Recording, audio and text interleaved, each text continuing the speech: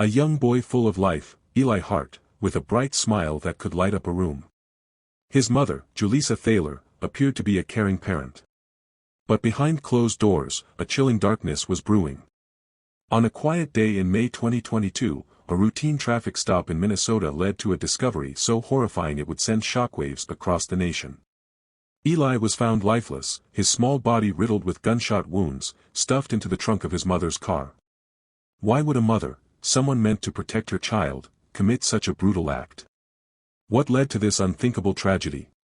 Stay tuned as we unravel the harrowing details of the case of Julissa Thaler and the senseless murder of her son, Eli Hart. And if you're new here, don't forget to hit that subscribe button and turn on notifications. Let us know your thoughts in the comments below, and stay with us as we uncover the heartbreaking truth behind this case. Julissa Thaler, a 29-year-old woman from Spring Park, Minnesota, appeared to the outside world as a single mother doing her best to care for her son, Eli Hart. Eli was a spirited child with an infectious smile and a love for life. He was the kind of boy who made everyone around him feel brighter. But in May 2022, the illusion of normalcy was shattered in the most horrifying way imaginable. A routine traffic stop revealed a gruesome scene: Eli's lifeless body, riddled with 9 gunshot wounds, hidden in the trunk of Julissa's car. The case wasn't just about a brutal murder, it was about trust, betrayal, and the unthinkable actions of a mother toward her own child. It was a crime that left investigators, the community, and the nation asking, how could this happen? Even more troubling were the systemic failures that allowed it. Despite warnings from family members, friends, and even child protection advocates, Eli was returned to his mother's custody just months before his tragic death. The system meant to protect him failed, and the consequences were devastating. This case forces us to confront difficult questions about justice, child welfare, and the responsibility we all share in protecting society's most vulnerable. Eli Hart was the kind of child who left an impression on everyone he met. Described by those close to him as energetic and full of life, Eli was known for his love of school buses and his infectious curiosity about the world around him. He had a mischievous smile that could brighten the darkest days and a laugh that lingered in the hearts of his family and friends. But his young life was far from simple. Eli's parents, Julissa Thaler and Tori Hart, had separated shortly after he was born. Tori, Eli's biological father, had always been vocal about his desire to be a part of his son's life, but the situation between him and Julissa was fraught with tension. Julissa Thaler, the woman who would later be at the center of this unimaginable crime, had a life filled with challenges. At 29 years old, she was known to have struggled with mental health issues, including depression and anxiety, for much of her adult life. Public records and testimonies from those who knew her paint a picture of a woman whose behavior often raised concerns. Friends and family reported episodes of erratic behavior, impulsive decisions, and a growing detachment from those around her. Her parenting was no exception. There were multiple reports of neglect and troubling behavior involving Eli's care. Court documents revealed that Julissa had a history of unstable housing, financial difficulties, and troubling relationships that often placed Eli in unsafe situations. Yet, despite these red flags, she was granted custody of Eli after a lengthy legal battle. The custody battle itself was bitter and complicated. Tori Hart had fought tirelessly for custody of Eli, arguing that Julissa's unstable lifestyle and erratic behavior made her unfit to care for their son. Tori's pleas were supported by others who believed Eli would be safer in his father's care. But despite these concerns, the court ruled in Julissa's favor, returning Eli to her custody just 10 months before his tragic death. The decision to place Eli back with Julissa has since been heavily scrutinized. Child welfare advocates have pointed to numerous warning signs that were overlooked by the system. Records show that Child Protective Services had been involved with Julissa's case on multiple occasions, yet each investigation ultimately concluded without removing Eli from her care. One particularly troubling detail emerged after Eli's death. Reports indicated that Julissa had recently purchased a shotgun and had shown increasing paranoia in the months leading up to the murder. Family members and friends had expressed their concerns to authorities, warning that Eli might not be safe in her home. But those warnings were not enough to prompt action. The system's failure to protect Eli has sparked a national conversation about the limitations and flaws of child welfare services. How could a mother with such a documented history of instability retain custody of her child? Why were the repeated warnings ignored? These are questions that haunt not just Eli's family, but an entire community that believes his death could have been prevented. Eli's early life was marked by love from those who cared for him and heartbreak caused by the struggles of the adults around him. He was a boy full of potential, robbed of the chance to grow up in a safe and loving environment.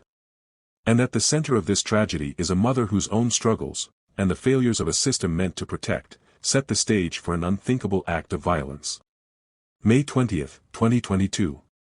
It began as a quiet, uneventful day in Orono, Minnesota, a day like any other in the suburban neighborhoods surrounding Spring Park. But what unfolded that afternoon would leave a scar on the community and haunt everyone involved in the events to come. At approximately 7 p.m., a routine traffic stop was initiated by local police. Julissa Thaler, driving an older sedan, had drawn the attention of officers due to a broken taillight and erratic driving patterns. She pulled over without incident, her demeanor calm but unusually detached. As officers approached the car, they noted something that immediately raised alarm. Bloodstains were visible inside the vehicle, streaked across the back seat and rear door panels. The officers questioned Julissa, who gave vague and inconsistent answers. Her responses, paired with the unsettling sight of blood in the car, prompted the officers to search the vehicle further. What they discovered was beyond what any of them could have prepared for. In the trunk of Julissa Thaler's car lay the lifeless body of her 6-year-old son, Eli Hart. He was curled in an unnatural position, as though hastily placed there, with no regard for the humanity of the boy whose life had been taken. It was a moment of horror, a sight that would haunt the responding officers forever. The forensic examination that followed painted a grim and tragic picture of Eli's final moments. Eli had been shot 9 times with a shotgun. The wounds were devastating, with evidence suggesting that he had been struck at close range. The sheer violence of the act left investigators and forensic experts shaken. It was not a crime of impulse or a single moment of rage, it was methodical, deliberate, and incomprehensibly brutal. The autopsy revealed further haunting details. The gunshot wounds caused severe trauma to Eli's small body, with injuries to his chest, arms, and head. Each shot seemed to tell a story of unrelenting violence, of a child whose life was taken by the very person meant to protect him. In the hours following the discovery, Julissa Thaler's behavior drew even more suspicion. Initially, she appeared shocked and distraught, crying and claiming that she didn't know how the blood got into her car or what had happened to Eli. She offered disjointed explanations, implying that someone else must have been responsible for what had happened. But her demeanor didn't match her words. As the situation unfolded, her reactions ranged from overly defensive to eerily detached. Witnesses later described her as calculated and cold, even in the face of undeniable evidence of the horrific crime. In her possession were receipts and other evidence that contradicted her claims of innocence. Among them was a receipt for the purchase of ammunition, made just days before Eli's death. Surveillance footage from a local store showed her purchasing the shotgun used in the crime, an act that was deliberate and premeditated. But the most chilling aspect of this tragedy remains the sheer betrayal of trust. Eli Hart, a young boy, had no reason to suspect that the person he trusted most, his mother, would harm him. The crime wasn't just an act of violence. It was an unthinkable violation of the bond between parent and child. The events of that day shattered the lives of everyone who knew Eli. Friends, family, and even strangers who heard his story were left asking the same question: how could a mother commit such a brutal and calculated act against her own son? It is a question that echoes in the aftermath of this crime, haunting not just those closest to Eli but an entire community struggling to understand the depths of human cruelty. The investigation into the tragic death of Eli Hart began immediately after the horrifying discovery in the trunk of Julissa Thaler's car. The Orono Police Department quickly secured the scene and started piecing together the events leading up to that fateful day in May 2022. What unfolded was a chilling, methodical process that revealed a web of evidence pointing directly to Julissa Thaler. It all started with what officers found inside the car. Bloodstains were splattered across the back seat and rear door panels, as though Eli had been attacked inside the vehicle. Officers also noted a child's booster seat, heavily stained with blood, further confirming that this was no random act of violence, it was a calculated crime that had taken place within the confines of Julissa's car. The crime scene unit meticulously documented every detail of the vehicle. Shell casings matching the caliber of the shotgun used in the murder were found inside the car, alongside torn and bloodied pieces of clothing. Forensic experts later determined that Eli had been shot multiple times while seated in the back of the vehicle, likely unable to comprehend what was happening or why. As investigators combed through the physical evidence, they began digging into Julissa Thaler's recent actions. One of the first significant breakthroughs came from surveillance footage obtained from a local gun store. The video showed Julissa entering the store just days before the murder, purchasing a shotgun and ammunition. She was calm and composed during the transaction, giving no indication of the horrifying plans she would later carry out. Receipts recovered from her possessions confirmed the purchase of both the shotgun and ammunition. This evidence painted a disturbing picture of premeditation. Julissa didn't just commit a violent act, she planned it. Investigators also uncovered text messages and communications that suggested Julissa had been researching firearms and discussing their use in vague, unsettling terms. But it was her internet search history that truly revealed the depths of her intent.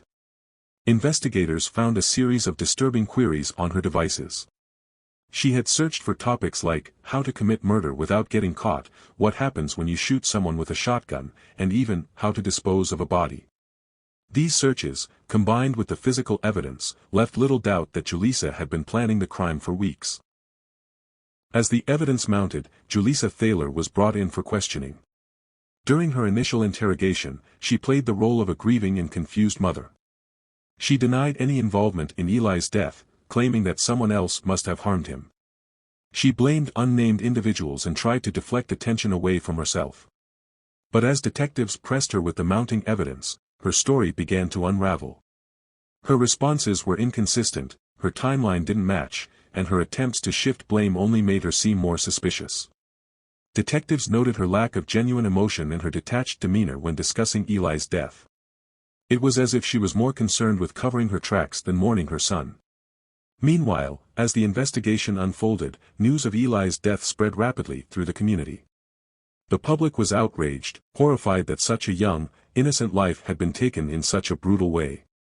People were particularly appalled that his mother, the one person meant to protect him, was the primary suspect. Eli's biological father, Eli Hart, became a powerful voice for justice during this time. Overcome with grief, Tori spoke out publicly about the custody battle that had placed Eli back in Julissa's care despite numerous warnings about her instability. He shared his heartbreak and anger, calling for accountability not only for Julissa but also for the system that had failed his son. The investigation continued to uncover more incriminating evidence. Witnesses came forward, recounting instances of Julissa behaving erratically in the days leading up to the crime. Neighbors reported hearing arguments and unusual activity around her home. Surveillance footage from various locations further traced Julissa's movements on the day of the murder, showing her driving to isolated areas where she may have attempted to dispose of evidence. Despite her initial denials, the overwhelming evidence left Julissa with no credible explanation. The forensic evidence, the surveillance footage, the receipts, the internet searches, all of it painted a damning picture of a mother who had coldly and methodically planned the murder of her own son. By the time the interrogation concluded, Julissa Thaler was no longer a grieving mother in the eyes of the investigators. She was a suspect, and the evidence against her was undeniable. The public's outrage grew as the full scope of her actions came to light, and the community demanded justice for Eli Hart, a little boy whose life had been cruelly stolen. Following her arrest, Julissa Thaler's case quickly became the focus of intense public and media scrutiny. The brutal murder of 6-year-old Eli Hart shocked not only the local community but the nation at large, and as the evidence mounted against Julissa, all eyes turned to the courtroom where she would face justice for her unthinkable crime. The trial began in early 2023, and the prosecution wasted no time in building a case that painted Julissa Thaler as a manipulative and dangerous woman who had carefully planned her son's murder. The prosecutors laid out a damning timeline of events, beginning with her purchase of the shotgun and ammunition just days before Eli's death. Surveillance footage, receipts, and witness testimony all pointed to her premeditation. The jury listened as the prosecution detailed Julissa's internet search history, which revealed chilling queries about firearms, committing murder, and disposing of a body. They also presented forensic evidence, the bloodstains in her car, the condition of Eli's body, and the trajectory of the gunshots, all of which suggested that the crime was deliberate and calculated. Perhaps the most damning piece of evidence was the autopsy report, which revealed the extent of Eli's injuries. The pathologist testified that Eli had been shot 9 times at close range, suffering immense pain in his final moments. This testimony left the courtroom silent, the weight of the crime felt by everyone present. The defense, meanwhile, struggled to mount a convincing argument. Julissa's attorneys attempted to shift the blame, suggesting that someone else could have been responsible for Eli's death. They argued that there was no direct witness to the crime and hinted at the possibility of external involvement. However, these claims were quickly dismantled by the overwhelming physical and circumstantial evidence tying Julissa to the murder. Julissa herself remained stoic throughout much of the trial. Observers noted her lack of visible emotion, even during the most heartbreaking moments of testimony. When given the opportunity to testify in her defense, she declined, leaving her attorneys to argue on her behalf. As the trial neared its conclusion, the prosecution presented its final argument. Julissa Thaler had committed an act of ultimate betrayal, taking the life of her own child in cold blood. They emphasized the deliberate nature of her actions and the undeniable evidence of her guilt. In contrast, the defense's closing argument appeared fragmented, unable to counter the mountain of proof presented by the state. After deliberating for only 2 hours, the jury returned with a verdict, guilty of first-degree murder. The courtroom was filled with a tense silence as the judge pronounced the sentence. Julissa Thaler would spend the rest of her life in prison without the possibility of parole. Justice for Eli had been served, but the wounds left by his death would take far longer to heal. For Eli's biological father, Eli Hart, the verdict brought some measure of closure but could never erase the pain of losing his son. Throughout the trial, Eli had been a vocal advocate for Eli, sharing his grief and frustration with a system that had failed to protect him. After the sentencing, Eli turned his heartbreak into action, calling for significant reforms in child welfare policies. He worked closely with advocacy groups to push for changes that would prioritize the safety of children like Eli over bureaucratic procedures and legal technicalities. The case also sparked a national conversation about the shortcomings of child protection services. Public outrage grew as details emerged about how Eli had been returned to Julissa's custody despite numerous warnings from family members and professionals. Many questioned how such a tragedy could have been prevented and demanded accountability from the agencies involved. The media coverage of the case was relentless, with headlines capturing every twist and turn of the trial. News outlets painted Julissa as a villainous figure, and her lack of remorse only fueled public condemnation. Social media lit up with discussions about the case, trending as people shared their grief and anger over the senseless loss of such a young, innocent life. For the community of Spring Park and beyond, the murder of Eli Hart left a lasting impact. Vigils were held in his memory, and his love for life was celebrated by those who knew him. His tragic story became a symbol of the urgent need for systemic change, a reminder that the most vulnerable among us must be protected at all costs. In the end, the trial of Julissa Thaler served as both a moment of accountability and a stark warning. While justice was served in the courtroom, it could never bring back the little boy who had been so cruelly taken from the world. Eli's legacy lives on, not only in the hearts of those who loved him but in the collective demand for a system that never allows such a tragedy to happen again. The case of Julissa Thaler and the tragic death of Eli Hart forces us to confront uncomfortable truths about systemic failures. Despite numerous warnings and clear signs of instability, Eli was returned to an unsafe environment, a devastating reminder of the cracks in child protective services and mental health support systems. This tragedy also sheds light on the broader issue of family violence, challenging society's perception that children are always safest with their biological parents. It raises pressing questions: how can we better protect vulnerable children? What reforms are necessary to ensure that warnings and red flags are acted upon before it's too late? Eli's death has sparked a national conversation about accountability and prevention. It serves as a call to action for policymakers, child welfare agencies, and communities to prioritize the safety of children above all else. But perhaps the most haunting question remains: could Eli's life have been saved? As we reflect on this heartbreaking case, we're left with lessons to learn and a responsibility to ensure that no child's cries for help go unanswered again. What are your thoughts on the systemic failures that allowed this tragedy to unfold? Share your opinions below, and let's continue the conversation about protecting our most vulnerable. The story of Eli Hart is a devastating reminder of how the system can fail the most vulnerable among us. A young boy's life was tragically cut short, but justice has been served, ensuring that his voice will not be forgotten. Eli's legacy calls on all of us to remain vigilant and advocate for those who cannot protect themselves. His story reminds us of the importance of love, safety, and accountability. Thank you for watching. If you found this story impactful, please like, share, and subscribe to stay updated on more true crime cases. Next time, we'll explore another shocking case that will leave you questioning everything you thought you knew.